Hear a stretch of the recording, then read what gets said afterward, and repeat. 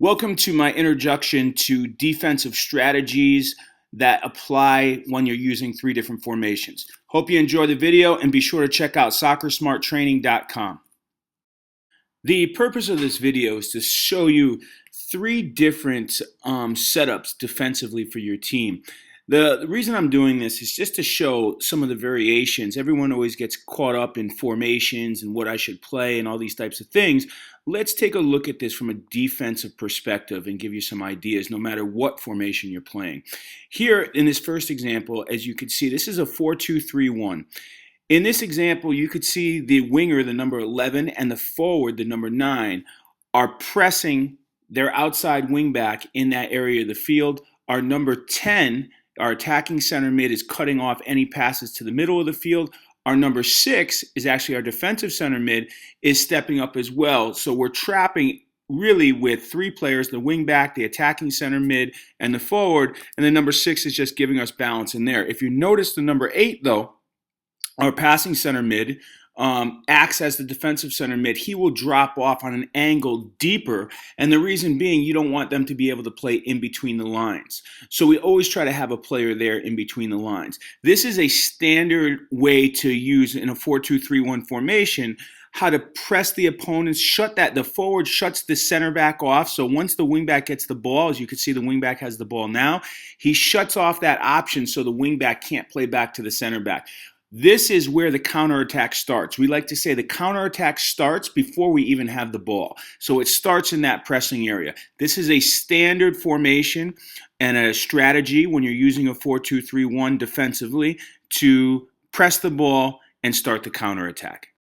In this next setup, you could still be playing a 4-2-3-1 formation. We just set up two lines of 4, so it's a 4-1-4-1. So now all we've done is taken that number 10, the attacking center midfielder, and dropped him into a line of 4. And we take our number 8. You could do this with the number 8 or the number 6, whichever number you want. Drop him in between the lines. So now you have a line of 4 plus 1 sitting in the gap, then your midfield line of 4, and your 1 forward. You could still use your forward to cut off that back pass to the center back and to trap the ball and press him in that area of the field. What this does is it kind of simplifies the game a little bit, and it really cuts off the space in between your two lines of 4.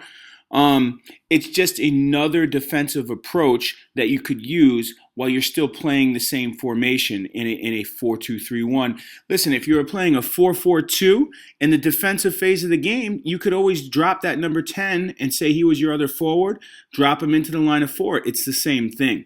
My point that I'm making is there's different ways to play defense. And you could do it using various formations. So the formation that you're using doesn't dictate, hey, we have to play this way.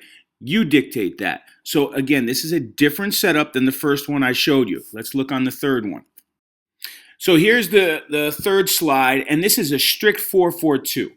So in this formation, again, you could be playing a 4-2-3-1 and just send your attacking center midfield up when we're playing defense. So again, or it could be a 4-4-2, whatever you want to do with your formation, but this is our defensive set. So you have two lines of 4, which are very difficult to break down. Now your number 9 and number 10 play together as a pair and try to pressure that ball together. They could try to nip it off the center backs. They can try to push it to the side. Whatever they want to do. They can even extend pressure and leave your two lines of 4. Because technically, if you have two lines of 4 and your number 9 and number 10, say, take off 30 yards away, it's okay. You still have two lines of 4. That's very difficult to break down. So it's a bit of you might want to have your number 9 and take that gamble and say, hey, boys, go ahead, leave us. Go try to create a turnover and score yourselves. These are all different kinds of options that we can have. You could play a 4-4-1-1 in defense, whatever you want to do. So I just gave you 3 different setups that you could play using pretty much the same formation in various formations, but my point is it's all relative. But those are 3 different strategies and disciplines that you instruct your team how to play. I can keep going on from this because we haven't discussed the line of confrontation and the line of restraint, and also if you want to try to press, if you don't want to try to press. all these types of things. You could put a pressing zone in the middle of the field plus out wide. There's a lot of tactics. What I just tried to do is open your mind up. Don't get caught, hey, we play a 4-3-3. This is exactly how we set up defensively. We play a 4-2-3-1, a 4-4-1-1, or 4-4-2. It doesn't matter. Pick your strategy and make it fit your formation. I hope you enjoyed the video. Check out soccersmarttraining.com, the only online cognitive soccer instructors diploma course. And also CoachDiBernardo.com. That's my blog. All my ebooks are available and hardcover books on Amazon.com as well. And you're on my YouTube station.